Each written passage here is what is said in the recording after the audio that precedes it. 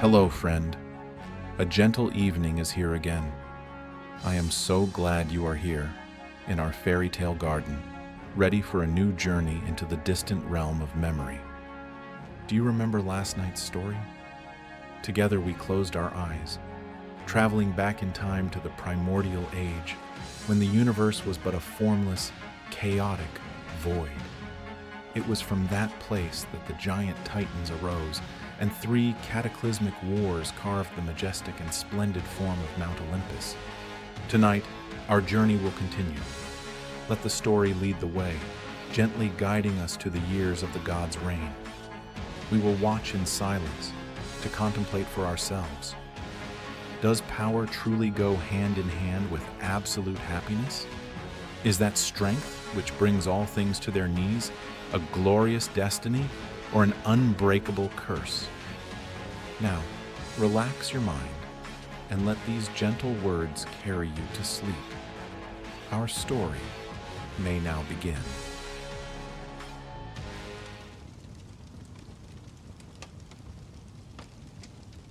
In the dawn of time, when the world was young and the gods still walked among mortals, humanity was granted a precious gift, the earth. They were given fertile fields, dense forests, and rivers that sparkled like the Milky Way. But that gift, over the years, was forgotten. The pure light in the souls of men gradually faded, giving way to the darkness of corruption. Their hearts grew calloused.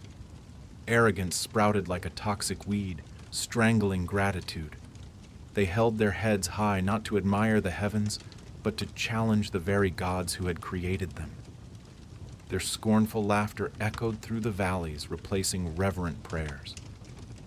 They despised the divine, believing their own intellect and strength to be limitless, the only power worthy of worship. Sins piled up like mountains, and the stench of decay spread from the earth, rising all the way to the sacred peak of Olympus. From his cloud-wreathed throne, the god Zeus, king of the gods, watched it all. His eyes, which usually held the light of lightning, were now filled with a profound sadness. He saw his perfect creation being defiled by its own hand. The patience of a god, however immense, has its limits. His wrath was not a sudden burst of fire, but a cold ocean current, a decision carefully weighed in the silence of the cosmos. Yes, he thought, this corrupt race must be erased. The earth needs to be cleansed. I will create a new race of man, a better race, with pure hearts and reverent souls. And so, the verdict was delivered, not by fire, not by the sword, but by the very source of life, water. Zeus decided to use a great flood to purify the world, to wash away all traces of the arrogance that had stained the earth. He commanded the god of rain, and the sky began to answer. At first, they were only the tears of heaven, falling upon the mortal world as a warning. But then, those tears turned into an endless fury. Dark clouds from the 4 corners of the sky were ordered to gather, piling upon one another, so dense that the sun became but a distant memory. Zeus carefully imprisoned the winds Notos and Euros, the only 2 who could blow away those gloomy clouds. The sky was now a single front, with only one goal: to pour water down upon the earth. The rain roared. The rain fell in torrents, day after day, night after night, without a moment's pause. The rain was like invisible whips lashing the earth, eroding the civilization of man. Water from the heavens merged with the rising water of the seas. The rivers bellowed, smashing their banks, flooding the golden fields of ripe grain. The fruitful vineyards were submerged. Bustling cities and villages disappeared one by one beneath the murky water. Soon the earth had no shape. There was only a vast, white, and furious ocean. Every structure, every trace of humanity, all of their pride, was swept out to sea. In the terrifying silence of the flooded world, only the fish had cause to frolic. They swam over the peaks of now sunken temples, through the windows of uninhabited houses, carefree and innocent, completely unaware of the tragedy the Supreme Being had unleashed. The entire world of man had been wiped out. An eternal silence descended upon everything.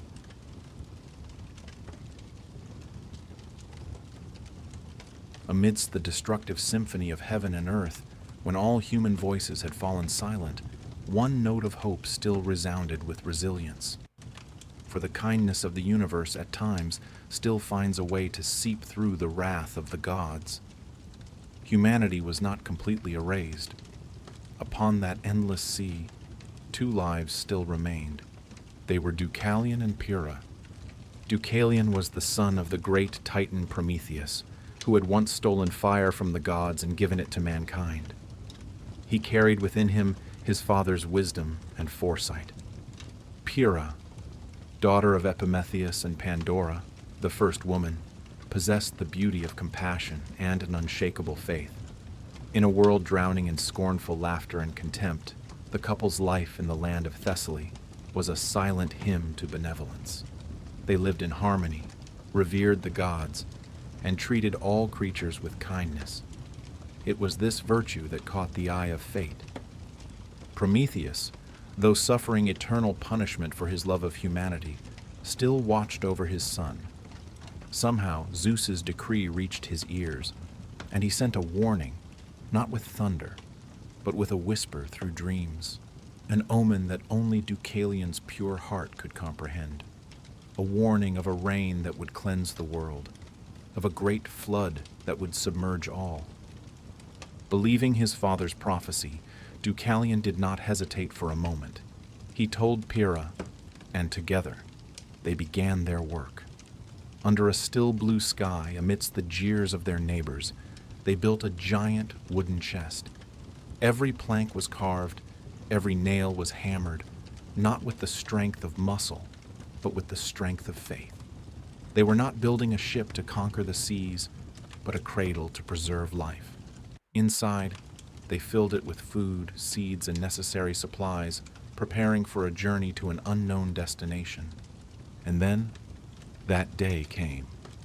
When the first raindrops fell, the couple left their familiar home and calmly stepped into the chest. The heavy wooden door closed, separating them from the world outside. Darkness enveloped them. Immediately after, they heard the rain begin to roar.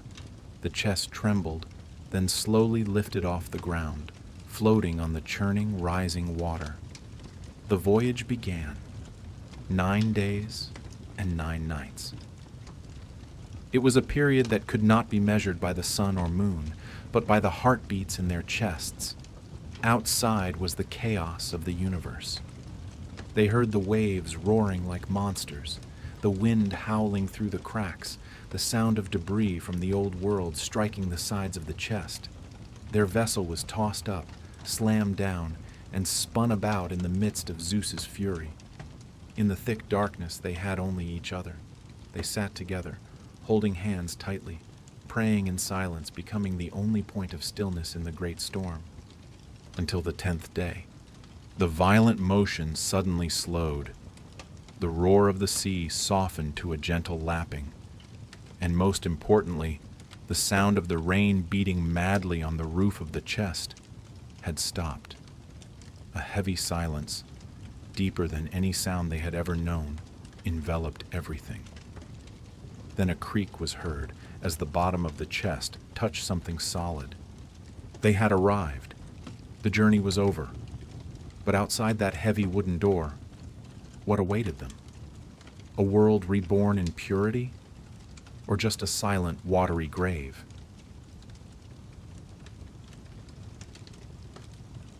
With a heavy creak, the door separating darkness and light opened. Deucalion and Pyrrha stepped out of the chest, and the new world greeted them with an absolute silence. There was no bird song, no wind rustling through leaves, no murmur of human voices. There was only the air, so fresh and pure it was startling, and a sky so blue it seemed freshly washed. They were standing on the peak of a high mountain, the sacred Mount Parnassus, the only mountain not to be submerged by Zeus's wrath. But when they looked down, both their hearts sank. Below them was not the world they once knew. There were no green meadows, no magnificent cities, no gentle rivers. There was only a gray landscape of mud and bare rock stretching to the horizon. A silent world, a giant watery grave that had just receded, leaving behind its own naked skeleton. Shock and an infinite sadness seized their souls. They were survivors, but they were also the sole witnesses to utter annihilation. They helped each other down the mountainside, their steps heavy on the desolate ground. Amidst the desolation, they found a temple. Though covered in mud and thick with moss, its structure had miraculously remained standing. Without a second thought, they knew what they had to do. Together, they cleared away the layer of mud, revealing a stone altar. There, in the midst of a dead world, the last two surviving humans offered their most sincere thanks. They did not pray for themselves, but gave thanks to the gods for letting them live, for preserving a seed of hope for humanity. This act of piety did not go unnoticed. Suddenly, a soft light enveloped them. The god Hermes, the swift messenger of Olympus, with his winged sandals and staff in hand, appeared before them. The god's voice resounded, not from his lips, but seemingly from the very space around them. O Deucalion and Pyrrha, Zeus, the father of all, has seen the sincerity of your hearts. He proclaims that you shall be the beginning of a new line of mankind. Therefore speak the prayer that is in your hearts, and he shall grant your wish. Deucalion, filled with joy and hope, spoke, his voice echoing in the temple's stillness. O great Hermes, please carry our words to the Supreme Father. We do not ask for gold or power. We have only one wish, that the gods make this earth once again be filled with people, so that everywhere there may be voices, laughter, and life again. Hermes smiled, nodded, and disappeared as quickly as a flash of lightning. A moment later, from distant Mount Olympus, a voice as authoritative as rolling thunder proclaimed the words of Zeus himself. O my children, veil your faces, walk out of the temple, and cast behind you the bones of your mother. As the proclamation ended, Pyrrha stepped back in horror. She grabbed her husband's hand, her voice trembling. No, Deucalion, it cannot be. How can we do such a disrespectful thing? Disturb our mother's grave? That is an unforgivable sin. But Deucalion, the son of Prometheus, stood still. He calmly comforted his wife, while his mind raced, delving deep into the hidden meaning of the oracle. The bones of our mother, he murmured. He looked at his hands, then down at the ground beneath his feet, the damp ancient earth and stone. Mother? What mother could be so great, so all-encompassing, the mother of all? A thought flashed in his mind, as bright as a lightning strike. The earth, Gaia, Mother Earth. She is the mother of all species, the one who nurtures all living things. And if the earth is the mother, then her bones. Could they be the bare stones scattered all around them? He turned to his wife, who was still afraid, and in his eyes, an ancient wisdom had just awakened. He had found the answer.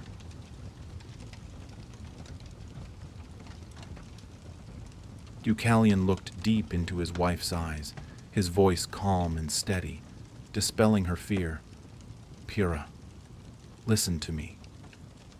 The words of the gods should never be understood literally. Their wisdom is far beyond ours, and they speak to us through symbols. No god would command us to commit such a sacrilegious act. Think, who is the common mother to us all after this great flood? Who is it that embraces us with open arms, giving us a place to stand? It is the great Mother Earth, and her bones are none other than these stones. The wisdom in Deucalion's words convinced Pyrrha. The fear in her heart gave way to belief and awe. They understood. Together, they performed a solemn ritual.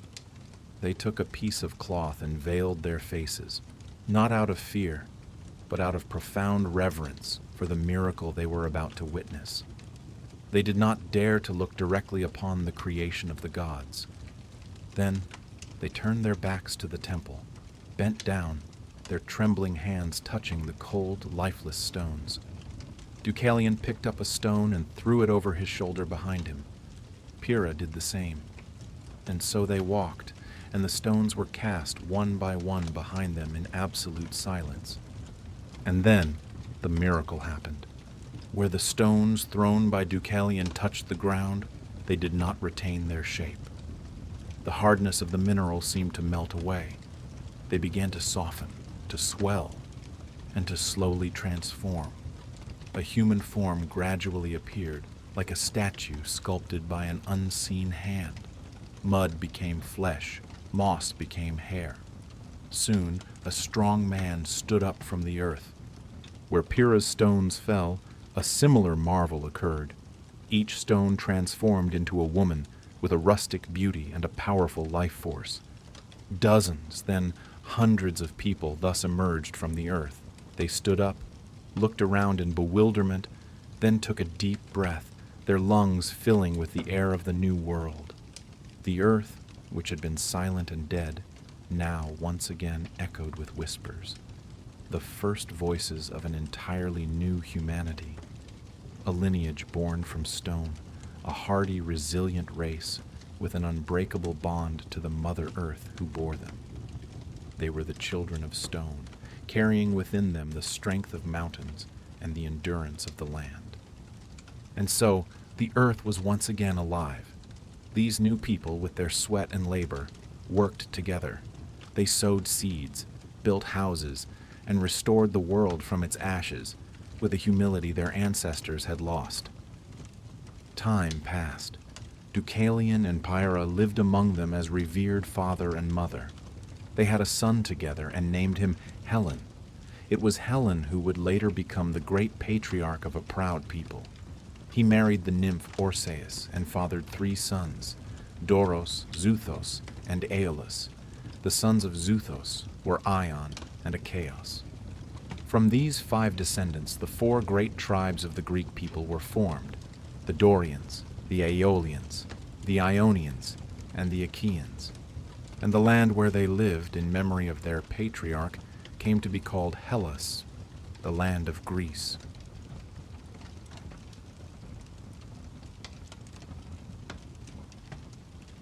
When the world was still a desolate and cold tapestry, humans lived in fear, weakness, and hopelessness. They were tiny creatures, trembling before the cold of the night, helpless against the predatory beasts. The sky above, where misty Mount Olympus lay, was the domain of the immortal gods, powerful beings who lived in light and eternity. And among them, there was a sacred treasure, a privilege that only the gods were allowed to possess: fire.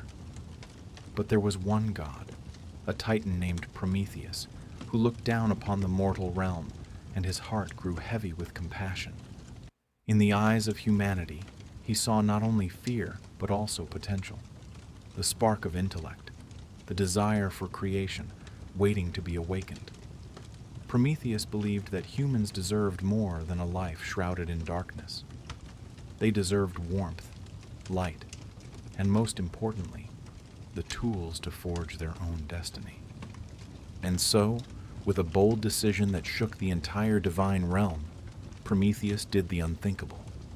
He secretly stole the sacred fire from Mount Olympus, not an ordinary torch, but the very essence of creation, the seed of civilization, and brought it to mankind. The moment the first fire blazed upon the earth, the world was forever changed. Warmth drove away the cold. Light pushed back the darkness. Fire helped humans forge tools, cook food, and gather together to tell their first stories. Humanity, thanks to Prometheus's gift, had begun to walk its own path, the path leading to knowledge and progress. But on Mount Olympus, News of this sacrilegious act reached the ears of Zeus, the father of the gods. His fury was like a storm raging upon the sacred mountain, lightning tearing the sky apart. This was not just a theft, this was a challenge, an unforgivable insult to his supreme authority. Prometheus had dared to break the order of the universe, had shared the secrets of the gods with weak mortals. Zeus decided that both the fire stealer and the fire receiver must be punished. A cruel punishment to make Prometheus realize that his devotion to humanity was in vain, that even with fire, humans would forever be imprisoned by the calamities and sins created by the gods themselves, and more importantly, a punishment for all to see how high the price was for defying the divine. Zeus's command was issued, echoing throughout the divine realm. Prometheus was captured. His fate was sealed, not with a quick death, but with eternal torment.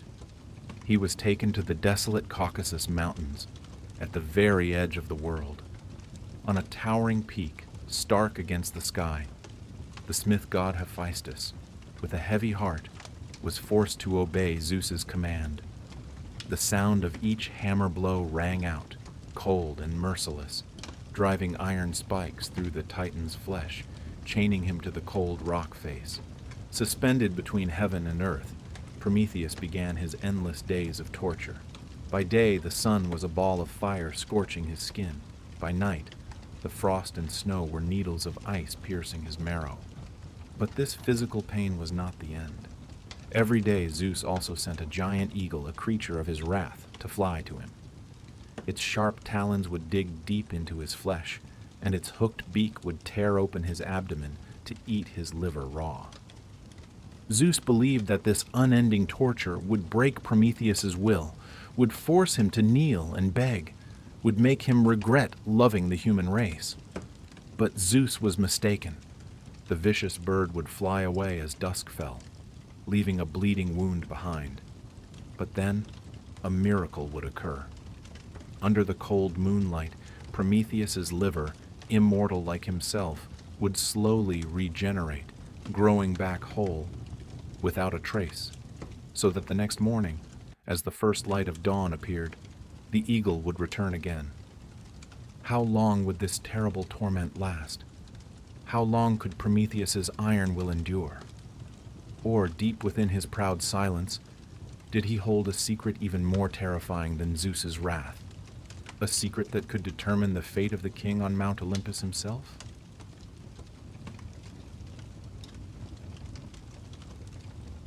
Century after century passed. The empires of mankind rose and fell in the distant world below. Rivers changed their courses, mountains were eroded by time, but on the peak of the Caucasus, everything remained unchanged. The horrific scene repeated with a cruel precision. Every dawn, Zeus's vicious bird would arrive. Every dusk, it would depart, leaving the Titan in agony.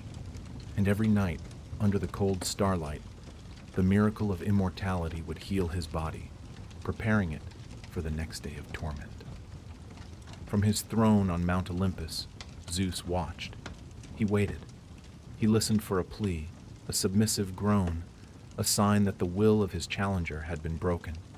But all Zeus received was silence, a steadfast, proud, and defiant silence. Prometheus endured the pain that tore his body apart, but his mind remained an impregnable fortress. He could chain Prometheus's hands, but he could not chain his thoughts. He could torture his liver, but he could not touch his brave heart and the love he held for humanity. The confrontation gradually shifted from one of physical torture to a battle of wills. On one side was the absolute power of the divine king. On the other was the indomitable spirit of a rebel. Zeus thought that time and pain would be his allies, but he was wrong, because Prometheus had not only steadfastness, he also had an ultimate weapon, a secret he had always kept hidden. It was a prophecy about Zeus's own future. Prometheus, with the profound wisdom of a Titan, knew of a terrible fate that awaited the king of the gods. If Zeus were to marry a beautiful sea nymph named Thetis, they would bear a son. And this son, when he grew up, would be even mightier than his father. He would do exactly what Zeus had once done to his own father, Cronus: overthrow the throne and seize control of the universe. To Zeus, this prophecy was more valuable than any treasure. It was the key to protecting his eternal power. But ironically, Zeus only knew half the truth. He knew he could be overthrown by his son, but he did not know which wife would bear that son. The divine world was filled with countless powerful and alluring goddesses. Who to avoid and who to marry now? Every potential marriage could be a gamble with his own throne. The fear of being overthrown, the obsession with following in the footsteps of his own father Cronus, became a dark cloud shrouding Zeus's mind. The omnipotent god, he who could command lightning, was now powerless before an unknown variable of the future. He realized that chains and eagles could never pry open the secret locked tightly in Prometheus's mind. He needed Prometheus to speak of his own free will. But Zeus had underestimated the giant he was torturing. For centuries, Prometheus did not waver. He did not trade the truth for freedom. He did not sell his secret to end the pain. His silence became the greatest mockery of Zeus's power. The king of the gods, in his effort to subdue his enemy, had gradually turned himself into a prisoner of fear. In the end, it was Zeus, not Prometheus, who could bear it no longer. This stalemate had to end. The supreme power of Olympus could not be challenged forever by someone chained to a rock. If torture was ineffective, then perhaps a reconciliation, a concession, was the only way. But how to back down without damaging the prestige of a king? This great confrontation seemed to have no way out. But the wheel of fate never stops turning. In a distant land, a hero was performing his extraordinary feats. A demigod who carried the blood of both gods and mortals, possessing an unprecedented strength.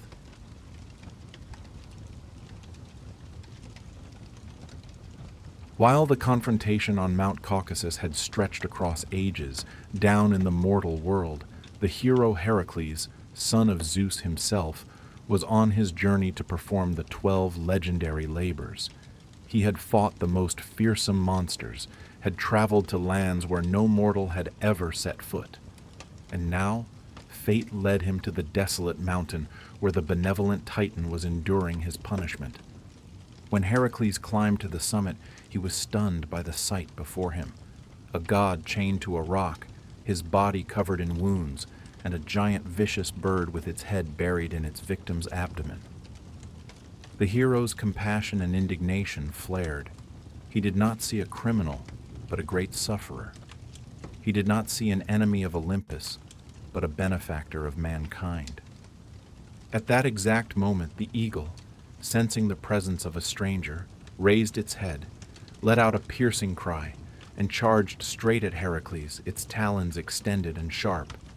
But it did not know that it was facing the greatest of all demigods. Heracles calmly drew his giant bow. An arrow dipped in the poison of the Lernaean hydra, already knocked on the string. With a single divine arrow, Heracles finished off the executioner, ending centuries of relentless torture. Then, using his extraordinary strength, he broke the iron chains that had imprisoned Prometheus. The sound of shattering metal echoed through the mountains like a cheer of freedom after a long, dark night. For the first time in thousands of years, Prometheus stood tall, no longer in chains. On Mount Olympus, Zeus witnessed it all. He saw his own son freeing his enemy. In that moment, Zeus knew that the battle of wills was over. He was powerless. To continue punishing Prometheus now would mean confronting his own heroic son. With a heavy silence, Zeus accepted the reality of the situation. He signaled his permission for Prometheus to be free, and only then, when the chains were removed, did Prometheus raise his head towards Olympus and reveal the secret Zeus had craved for so long. Stay away from the sea nymph Thetis, for her son would be the one to overthrow the throne of Olympus. The liberation was complete. The secret had been exchanged. But Zeus, with the pride of a king, did not want to admit that he had been defeated by Prometheus's steadfast will. To save face, he devised a highly symbolic solution. He ordered the smith god Hephaestus to take a link from the old chain and forge it into a ring. And on that ring, he had a small piece of rock set, taken from the very cliff face of the Caucasus. Zeus commanded that Prometheus must wear this ring forever. By doing so, Prometheus would symbolically remain chained to the rock. It was a way for Zeus to tell himself that his curse was still in effect, that he was still the ultimate victor. But the entire universe understood that the ring was not a symbol of imprisonment, but a symbol of a great victory. The story of Prometheus's torment ends, but his legacy had only just begun. Today, in the memory of humanity, his image has transcended a mere myth. The Promethean fire has become a symbol for the light of knowledge, of civilization, and of progress. It is the fire of freedom, of the uncompromising struggle against all oppression and tyranny. The Promethean spirit symbolizes an indomitable will, daring to rebel against dark and unjust forces to pursue a noble cause. Even the word Titan took on a new meaning. It no longer just referred to the generation of old conservative gods. Now, Titan is a title of honor for great individuals, for brilliant minds, for lonely yet brave fighters who dare to challenge power to fight for a better future for humanity.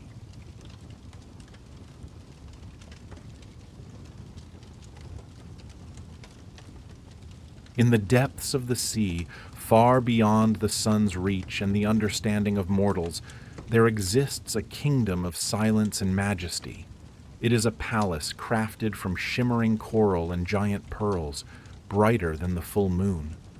This is the seat of Poseidon, the god who rules over the entire vast world of water, who holds the power of the waves and the wrath of the ocean. Poseidon, son of the Titan Cronus and the goddess Rhea, carries the blood of the primordial generation of gods. He is the brother of Zeus, the king of Mount Olympus. But while Zeus chose the sky as his domain, Poseidon found his power in the heart of the boundless sea. His world is one of mysteries, of magnificent creatures, and of immeasurable powers. In the beginning, when the world was young, Poseidon was not alone. It is said that his close companions were the Telchines, an ancient race of sea demons. Some legends even claim that it was these creatures who raised Poseidon when he was a child, just as the Curetes had protected the young Zeus. Imagine them, the Telchines. They were not beautiful creations. They were the children of the primordial sea god Pontus and Mother Earth Gaia, bearing the form of chaos, half man, half sea serpent, with webbed feet that paddled on the water's surface like living oars. This strange form concealed a nature even more terrifying. They were the personification of disaster. From their hands, the nightmares of humanity were born. The sea roared, tsunamis swept away everything in their path, hailstones rained down like bullets from the heavens, and floods submerged fertile lands. Even the earth trembled before them as volcanoes erupted and the land collapsed. They were master artisans, skilled in forging iron, smelting bronze, crafting terrifying weapons, and casting statues of the immortal gods themselves. However, this talent could not conceal their destructive nature. They made the land barren and caused crops to fail. And their greatest sin, an unforgivable act of contempt, was causing the sacred river Styx to emit poisonous vapors year-round. Olympus could not turn a blind eye forever. A council was convened, and the final verdict was delivered. The demons, enemies of mankind and those who dared to despise the gods, must be punished. The god Zeus, with his power of lightning, turned them into silent stone mountains, forever imprisoned in the very solidity of the land. Other legends say it was the god Apollo, with his arrows of light that never missed, who ended their existence, cleansing the world of the seeds of calamity. Among these Telchine demon gods, there was a sister named Halia. She fell in love with Poseidon, and from that love, a daughter named Rhode was born, for whom their home island would be named Rhodes forever after. But that was just a fleeting chapter in the chronicles of the Sea King. For Poseidon's heart, his soul, already belonged to another, a passionate love, a fateful story that would forever change the king of the sea. But who could capture the heart of a god as mighty as Poseidon? Where did this nymph come from, and why did their meeting become a legend passed down for all time?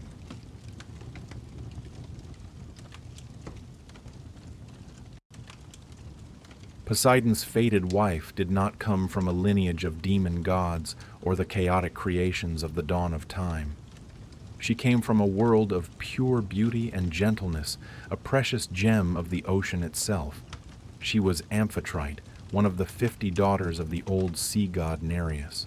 Nereus, known as the Old Man of the Sea, was a god of knowledge and benevolence. His heart contained only righteous thoughts, and his words never knew deceit. Like the peaceful sea under the moonlight, his soul was gentle and venerable.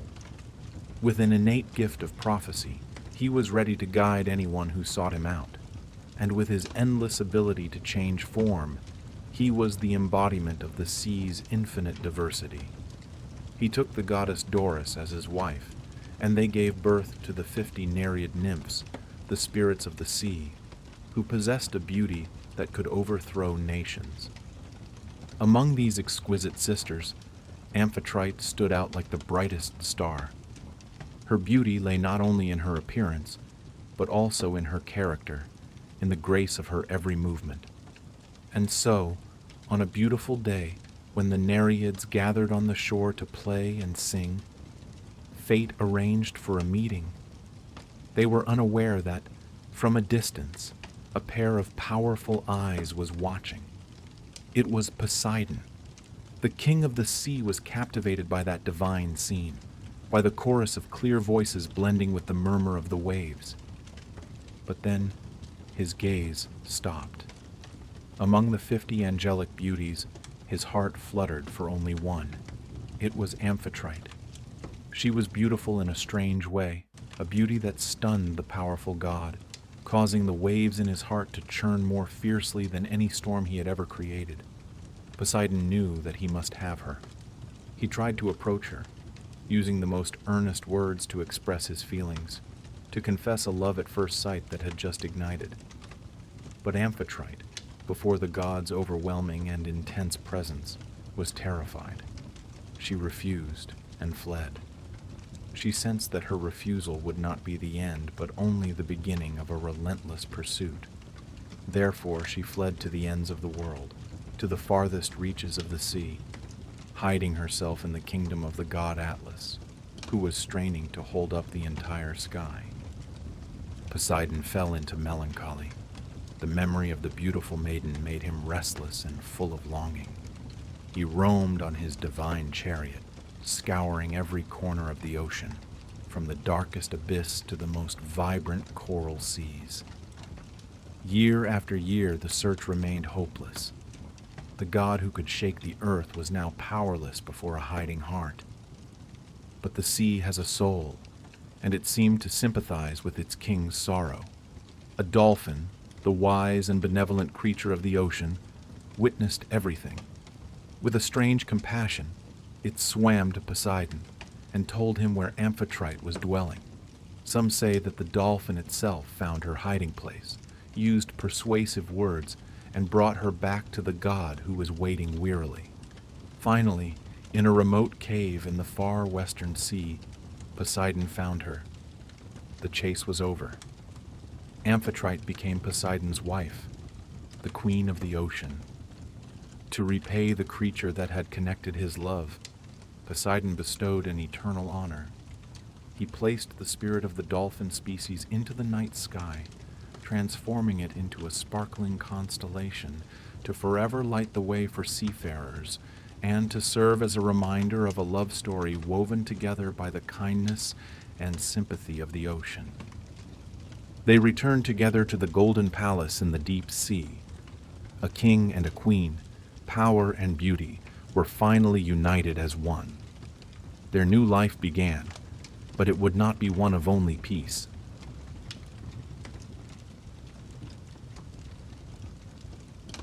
In the golden palace beneath the sea, Queen Amphitrite bore Poseidon a son, whom she named Triton. But this child of the sea did not inherit his mother's delicate beauty.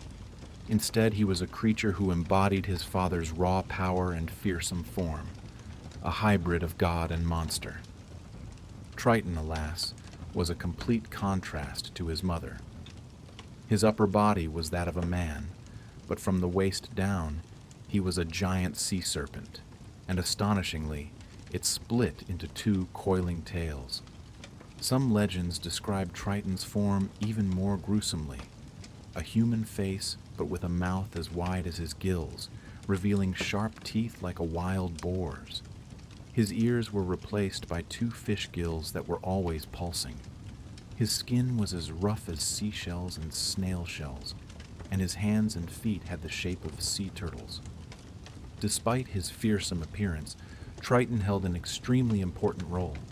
He often carried a very large conch shell, glossy and perfectly twisted. It was not a decoration, but a powerful horn. When Triton blew it, its sound could stir the entire ocean, causing great waves and strong winds that sank ships. But that same sound, when blown in a different melody, could also calm all fury, returning the sea to its inherent tranquility. However, this power was not used arbitrarily. Triton was only allowed to blow his horn on the command of his father, King Poseidon. For seafarers, the low, booming sound of the conch was a sacred warning. When they heard it, they knew that disaster was about to strike, and they had to quickly find shelter. They regarded Triton as a virtuous god, a messenger who heralded the wrath of the sea. The sound of Triton's horn carried infinitely far, and no one on earth could match it. There was once an arrogant man named Aeneas, a prideful trumpeter, who believed his horn was the loudest in the world. Angered by Triton's fame, he challenged the Prince of the Sea to a contest. Aeneas blew with all his might, puffing his cheeks and bulging his eyes, straining his neck and stomach, blowing until his face was purple, and he was foaming at the mouth, but his sound was like the buzzing of a mosquito compared to the thunderous blast of Triton's horn. In the end, the reckless man brought about his own death, dying from exhaustion, out of breath, right on the seashore. During the great war between the Olympian gods and the giants, the mere sound of Triton's horn was enough to make the fearless giants lose their wits and run for their lives. But Triton was not the only deity in Poseidon's court. There was also Prometheus, a mysterious old god. Some said he was Poseidon's son. Others claimed he was just a servant tasked with herding the king's precious seals. Prometheus possessed a talent that all gods and mortals coveted, the gift of prophecy. He not only knew the future, but was also well versed in the past and the present. However, obtaining a prophecy from Prometheus was not easy. He was not as kind as the old King Nereus. To question him, one needed enough persistence and courage. One had to catch him by surprise and hold on tight. When captured, Prometheus would use his extraordinary ability, shape-shifting. He could turn into a roaring lion, a slippery serpent, a fierce wild boar, then into water, into fire, into anything to escape. Only when someone held on to him through all his forms until he returned to his original shape would Prometheus admit defeat and answer the question. The brave general Menelaus, on his way back from the Trojan War, succeeded in doing this and learned the way back to his homeland as well as the fate of his comrades. The prince with a monstrous form, the ever-changing prophet, Poseidon's court was truly a gathering of strange powers. But there was still another member of this undersea kingdom, one with an even more special story. Someone who was not born a god, but was once a poor mortal fisherman.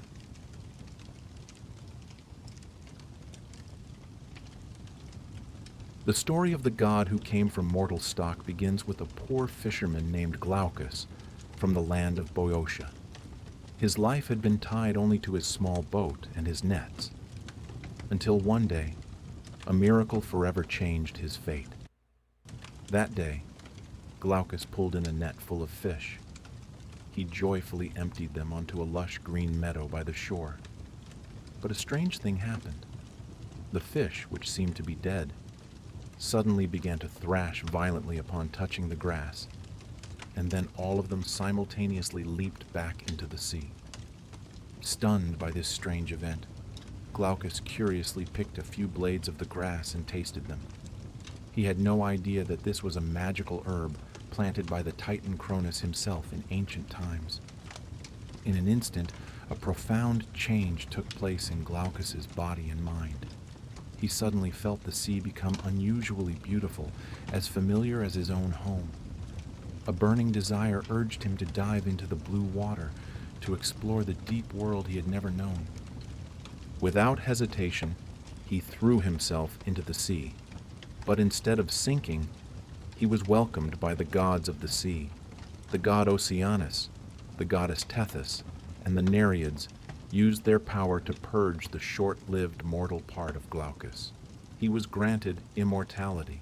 His form also changed. His hair and beard grew long like seaweed, and a fish's tail grew from his waist. Glaucus became a god, a kind prophet, who always listened to the prayers and was ready to help seafarers in distress. The story of Glaucus completes the picture of Poseidon's court, a place where all forms of power converge. From the virtuous old sea god Nereus, the lovely Nereids, the shape-shifting god Proteus, the monstrous prince Triton, to even the old god Oceanus. Although the rule of the ocean had passed to Poseidon, Oceanus was still respected as a predecessor, and his children still reigned over all the rivers and streams on earth. The most beloved in that kingdom were still the Nereids. They would often rise from the deep sea to play on the waves, holding hands and gliding in long lines, or gathering to sing and dance to the rhythm of the lapping waves. The sound of their singing echoed along the coasts, bringing peace and good fortune to sea voyages. But the center of that world was always Poseidon. He did not just sit quietly on his throne. The king of the sea was always on the move, in a magnificent chariot pulled by 4 divine horses. When he toured his domain, the sea would automatically part, clearing a path for the thundering hooves. When needed, that chariot could rise above the waves, part the clouds, and fly straight to Mount Olympus to attend meetings with the gods.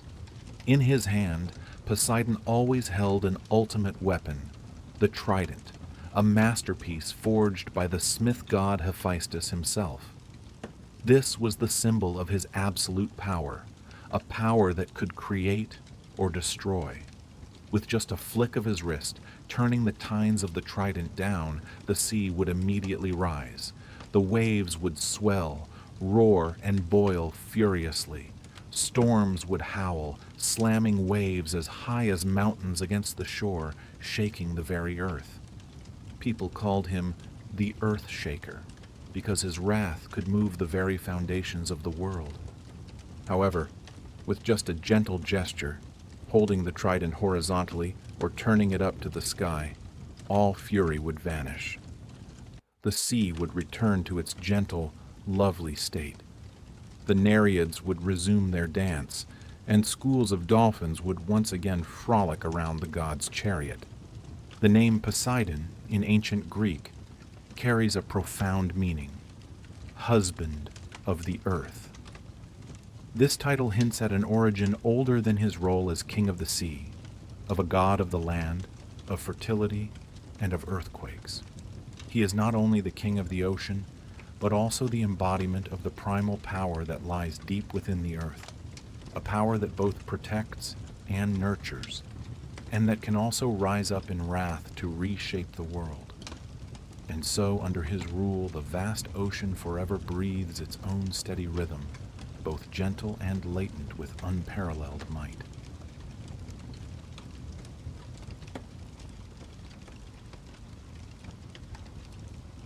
When the cosmos was divided, the three sons of the Titan Cronus drew lots to share the dominion.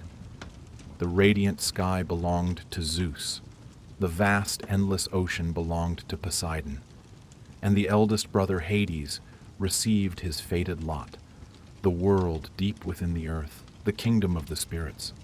Imagine a realm that never knows the kiss of the sun or the gentle caress of the moonlight. This is a world of eternal silence, of piercing cold, and of endless darkness. It is the complete opposite of the bustling, vibrant life on Mount Olympus or on the fertile earth of mankind. This place is the final destination, the last haven for all mortal beings, once the thread of their fate has been cut. When the final breath leaves their chest, humans do not dissolve into nothingness. They become lingering shades, spirits carrying faint memories of their past lives, and begin a solitary journey into the deep abyss. And the first obstacle on that endless path is a legendary river, an entity even more ancient than the young gods on Mount Olympus. The river Styx. The water of the Styx is perpetually freezing, a murky color of mud and despair. But Styx was not always a river. In ancient times, she was a beautiful nymph, daughter of the ocean god Oceanus. She lived in a splendid cave in Arcadia, beside a crystal-clear stream. When the giants rose up, plotting to overthrow the order of the cosmos, Styx did not hesitate to stand with Zeus, following her father to fight for justice. After the rebellion was suppressed, to reward Styx's loyalty and courage, Zeus granted her an eternal privilege. She became a sacred river in the underworld, an immortal symbol of the oath. From then on, every soul leaving the world of light had to cross her. And more importantly, her power extended far beyond the underworld, reaching even the world of the gods. Whenever a god on Mount Olympus needed to make a vow, a solemn and unbreakable commitment, they had to invoke the name of Styx. But how could a river in hell bear witness to an oath in the heavens? That is when the rainbow goddess Iris would appear. With her brilliant wings and the speed of light, Iris would fly down to Hades' kingdom and scoop up a cup of sacred water from the Styx. Before that cold cup of water, the god would solemnly speak their pledge. An oath witnessed by the Styx carries an unshakable weight. She has the power to punish anyone who dares to break their promise, even if that person is a mighty god. The punishment for faithlessness is incredibly severe. The offender would be exiled for a full year, forbidden from tasting a single drop of divine nectar or a morsel of ambrosia, the very things that sustain their immortality. Without food or drink, that god would fall into a death-like sleep, a year submerged in oblivion. But that is not all.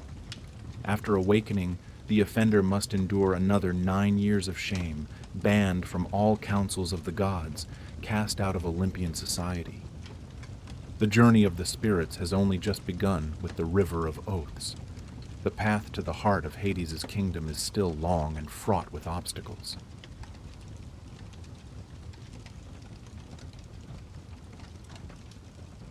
The journey of a spirit does not only involve the river Styx. The underworld is enveloped by a tangled network of rivers, each stream carrying its own sorrow. There is the Acheron, the river of sorrow, where cries of grief seem to merge with the current. In the past, Acheron was also a river in the mortal world, but because it had supplied water to the Titans during their war against Zeus, it was punished, exiled to the underworld to serve as a boundary to the realm of the dead.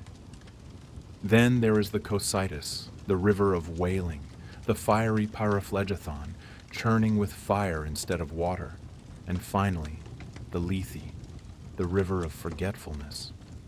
The solitary, bewildered souls cannot find their own way in this dark labyrinth. They need a guide. And that somber task is assigned to a god we often know for his swift and cheerful image, the god Hermes. When he shoulders this responsibility, he bears another, more solemn title: Hermes Psychopompos, the guide of souls. He will silently lead the lingering shades to the bank of the river Acheron, and here his duty ends, because there another figure is waiting. On the riverbank an old boat is moored in the hazy mist. On the boat is an old man with a gaunt body, his clothes ragged and filthy. His hair is white, his teeth are gone, but his eyes are sharp and cold, and his expression is sullen and gloomy. That is Charon, the ferryman of the dead, son of eternal darkness and the goddess of night. Perhaps in the entire cosmos, there is no one harsher or colder than he. Charon has one immutable rule: to cross the river, you must pay, no exceptions. This is why the ancient Greeks had the custom of placing a coin in the mouth of the deceased. It was not just a ritual, but a ticket for the final journey. The unfortunate souls, those who died in foreign lands without relatives to arrange their funerals, would face a tragic fate. Without money to pay Charon, they would be left behind. They would have to wander eternally on the riverbank, lamenting their bleak fate, waiting for hundreds of years in hopelessness. After crossing the river, the spirits must reach one last stop before completely dissolving into the kingdom of Hades, the river Lethe. Here, they must drink a sip of the water of forgetfulness. Just one sip, and all memories of their mortal life will vanish.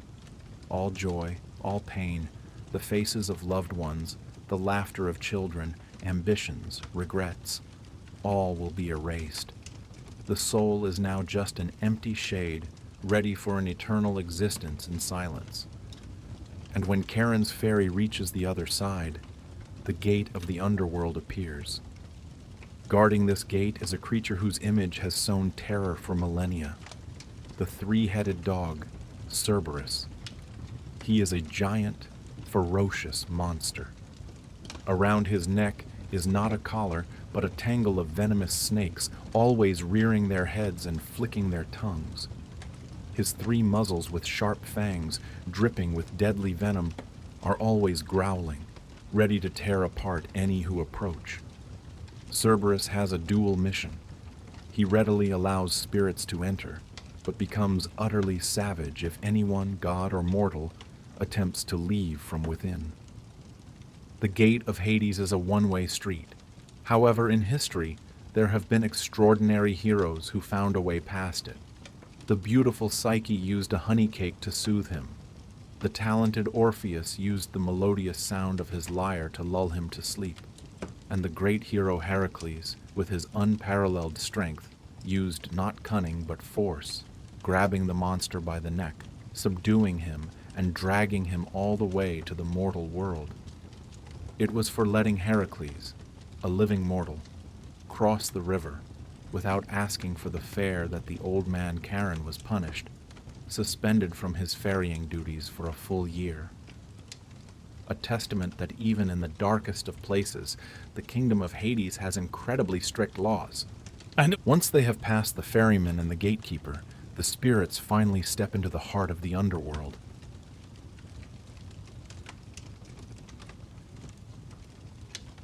At the center of the underworld, in a vast palace carved from black, gleaming obsidian, reigns the king of the dead. That is Hades. Banish the image of a devil. Hades is a king, majestic and calm, sitting on his throne, holding the scepter that symbolizes his absolute power over this land. He is a god of order, ruling his kingdom with a cold impartiality. He does not pass judgment, for that is the job of others. He is simply the ruler. Seated beside Hades is Persephone, the queen of the underworld. Her beauty is like a flower lost in a barren land, a fragile memory of the world of light and life from which she was taken. On his head, Hades wears the helm of invisibility, a precious gift from the Cyclopes during the Great War with the Titans. This helm allows him to move without being seen, a symbol of the invisible and omnipresent nature of death. But Hades does not rule alone. Maintaining order and administering justice for billions of souls, requires a complex system. Two great judges, Minos and Rhadamanthus, famous for their unshakable integrity and impartiality, decide the final fate of each soul. And to hunt down criminals, Hades has the most fearsome subordinates, the Erinyes goddesses. They are the personification of vengeance, of the curse, with hair made of writhing, venomous snakes, a leather whip in one hand and a flaming torch in the other. The Erinyes are the terror of sinners. Their mission is not confined to the underworld. As soon as a heinous crime occurs in the mortal world, such as killing a relative or breaking a sacred oath, they will fly up from the earth, hunting the perpetrator to the ends of the world. They do not kill their victims, but sow in their minds torment, remorse, the gnawing of conscience, turning every moment of their existence into a living hell. Alongside the Erinyes is the personification of death itself, Thanatos. He is not a vicious demon. He is an inevitability. In a black cloak with vast black wings, Thanatos silently appears when a mortal breathes their last. With his sword, he cuts a lock of hair, officially separating the soul from the body. If Thanatos is a peaceful death, then the Charis goddesses are the personification of violent death. They are hideous entities, always present on battlefields. With heavy black wings, they cling to wounds, greedily drinking the last drops of warm blood, and pull the souls of the slain from their bodies. However, not all the gods under Hades bring pain. There is one god whose power envelops both gods and mortals, a power that even Zeus cannot resist. That is Hypnos, the god of sleep, the twin brother of Thanatos. He is depicted as a handsome young man with small wings at his temples. With just a gentle wave of a poppy branch or a little powder from the horn he carries, the eyelids of any creature will grow heavy and slowly close. Hypnos is not a terror, but a release, the door to the world of dreams. The court of Hades operates with a cold order and iron justice, but this kingdom is vaster still.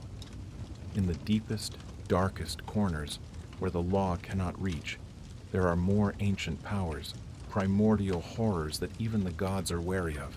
Who is the ruler of demons, and where do the most terrible nightmares come from?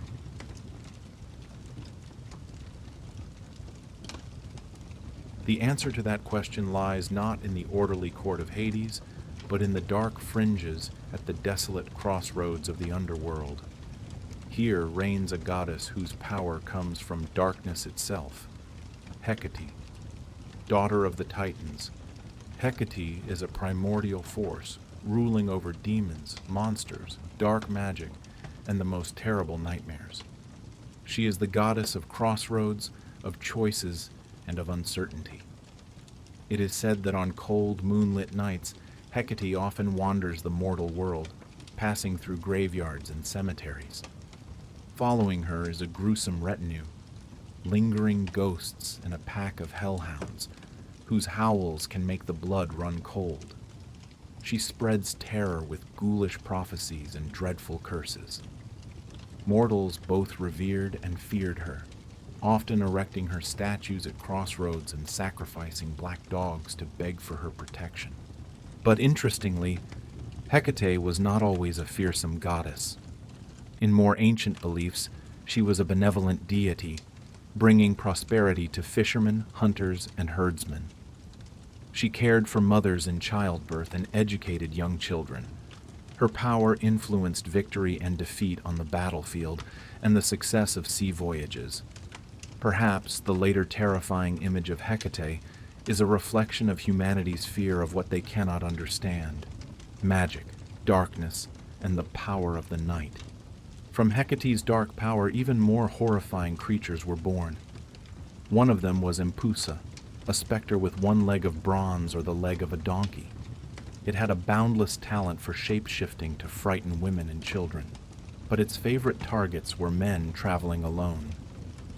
Empusa would transform into an exquisitely beautiful maiden, seduce them, and then, in the dead of night, as they slept soundly, it would reveal its true form, strangle its victims, and drink their blood dry, devouring them alive.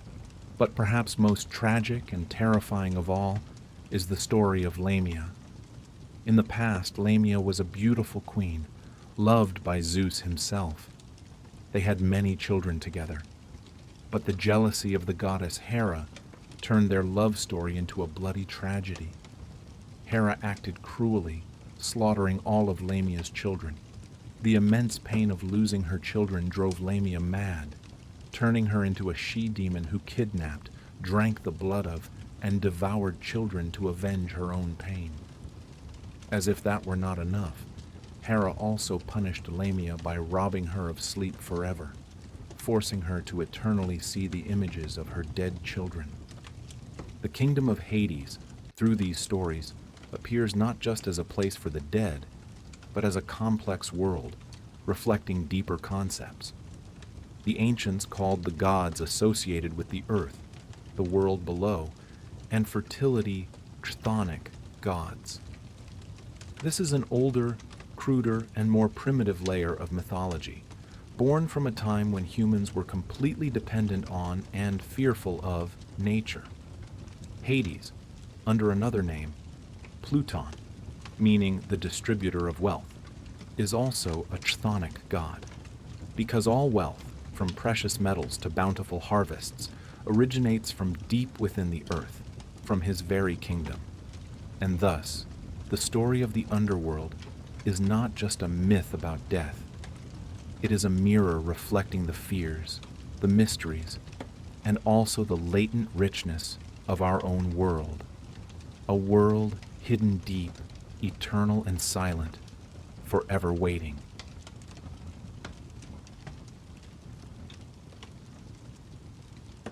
Her name is Hera, a name that echoes through the ages, not with the roar of battle or the smith's hammer, but with the silent yet unshakable power of union. Hera is the goddess of marriage, the sacred protector of the vows that bind two souls as one.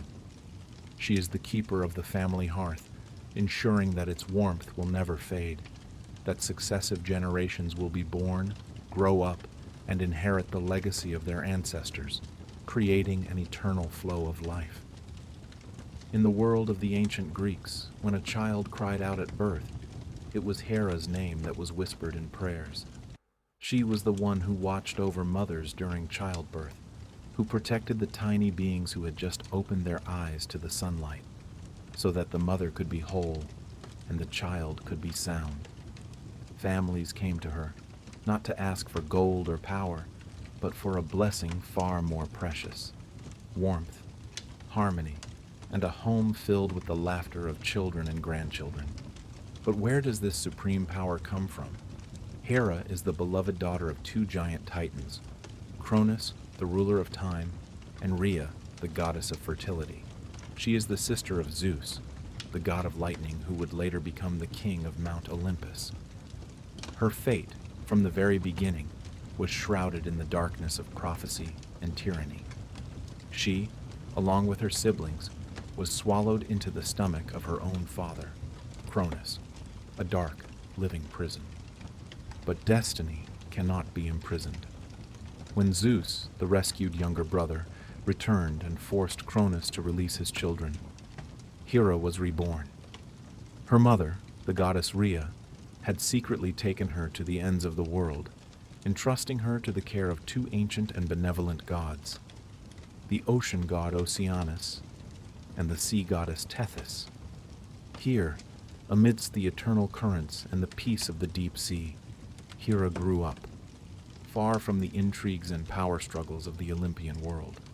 How long she stayed there, whether decades or centuries, no one knows. The time of the gods is a mystery to mortals. Then one day, Zeus came. He did not come as a brother, but as a king seeking his queen. He saw in Hera not just beauty, but a majesty, a power worthy of sitting beside him at the pinnacle of the world. They came together, and their wedding became an event that shook the entire cosmos. This was no ordinary wedding. but the union of the two halves of supreme power, the beginning of a new era for the gods. All of Olympus came to give their blessings. The gods brought their most precious gifts, but none could compare to the gift from Mother Earth, Gaia. It was a divine garden, located in the far western part of the world, where magical apple trees were heavy with sparkling golden fruits that bestowed immortality. That garden, a wedding gift for the queen, would forever be known as the Garden of the Hesperides, a symbol of her perfect beginning. Cared for by the goddesses, the Hore and Iris, and dressed in magnificent robes woven by the goddess Athena herself, Hera sat upon her throne. She was beautiful in a majestic way, with large, deep, and calm eyes, snow-white arms, and a stately, proud demeanor that made the entire universe bow. She was the queen. She had everything: power, beauty, a husband who was the king of the gods, and a garden where golden apples promised eternity. Her world seemed to be a perfect picture, but even a throne of solid gold and a sky full of stars cannot shield a heart from the ghosts of betrayal.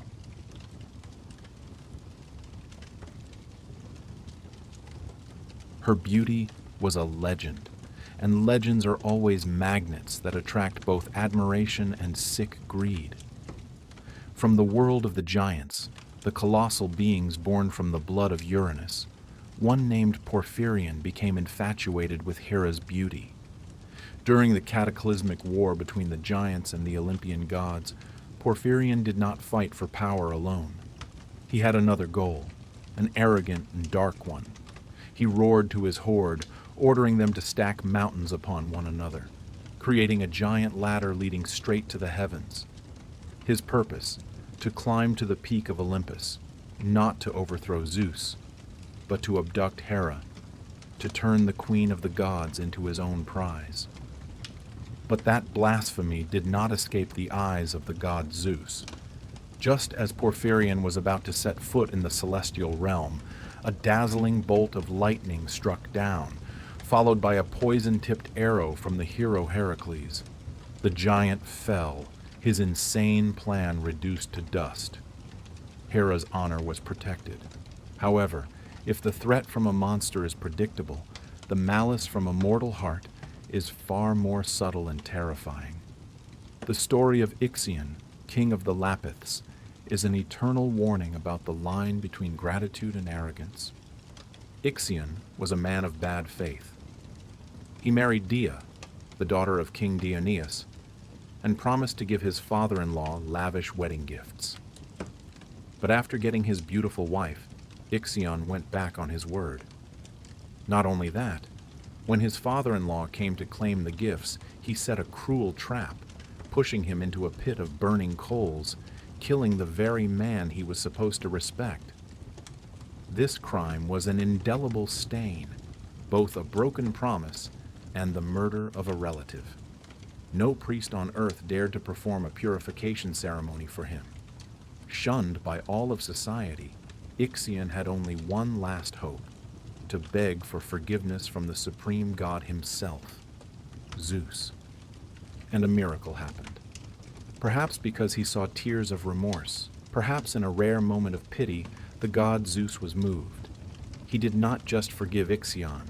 He did something unprecedented. He invited this mortal murderer to Mount Olympus, let him sit at the table with the gods, drink nectar and eat ambrosia, granting him immortality. But the kindness of a god cannot change the nature of a scoundrel.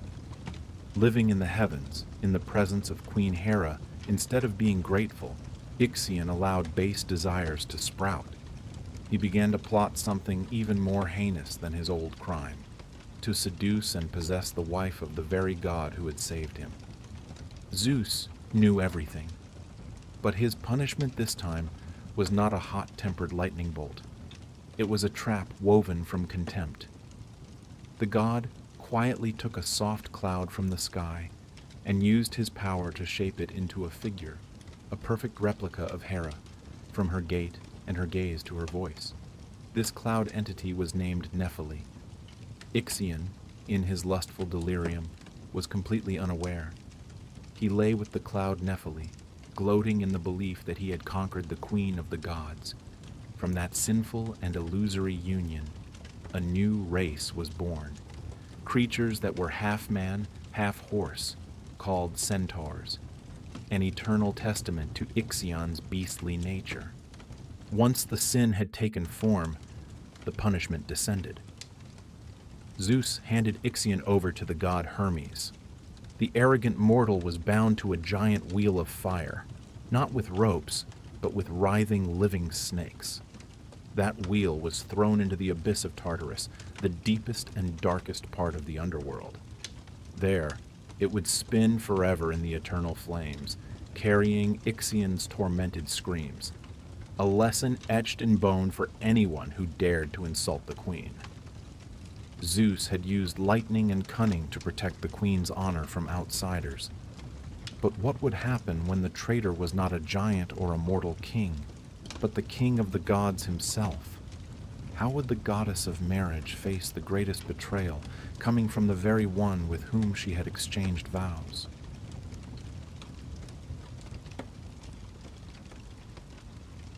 The question still echoes among the stars.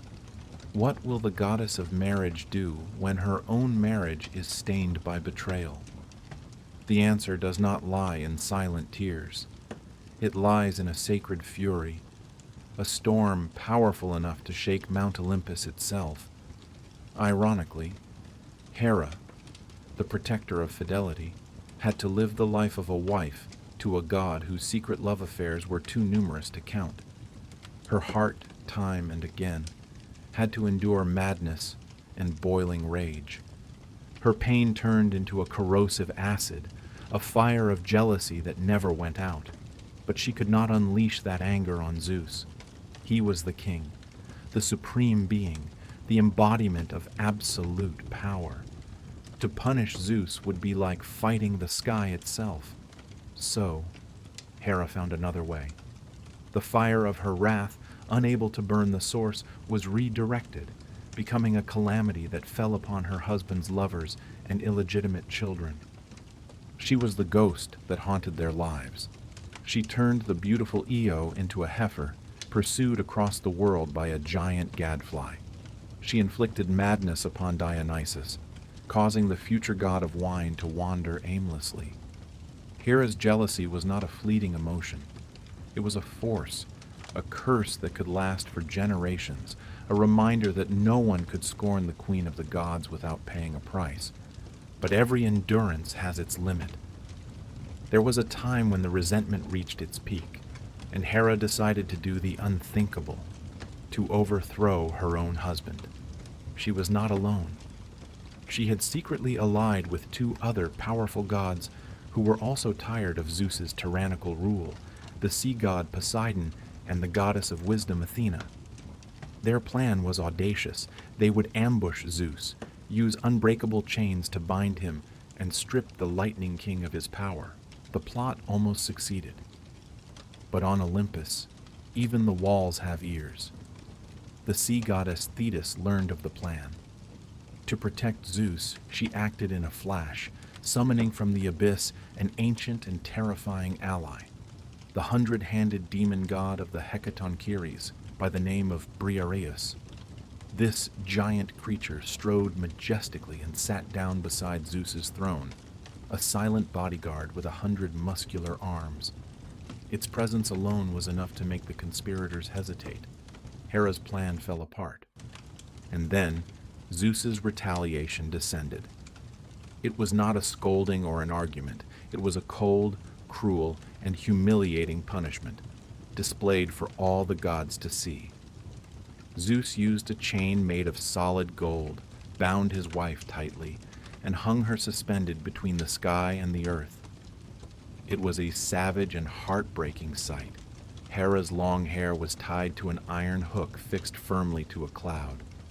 Her snow-white arms, her pride, were shackled. And to add to the pain and humiliation, Zeus tied 2 giant anvils to her ankles, their weight stretching the queen's entire body.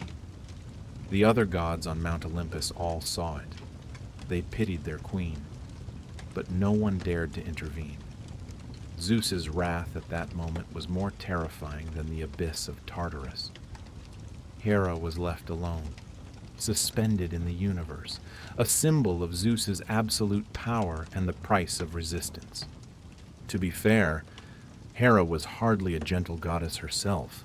Her personality was as fierce and intense as her husband's. She was prone to nagging and berating, which sometimes caused Zeus, in moments of unchecked anger, to raise his hand and slap his wife.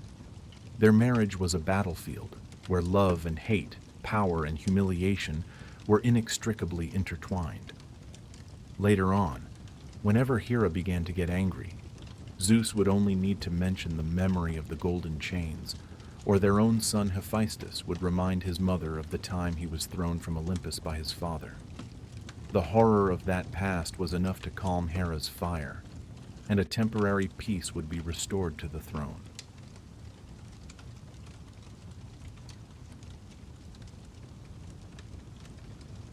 From a stormy marriage, 4 divine lives were born, each carrying a piece of the legacy of their parents' complex war of power and love.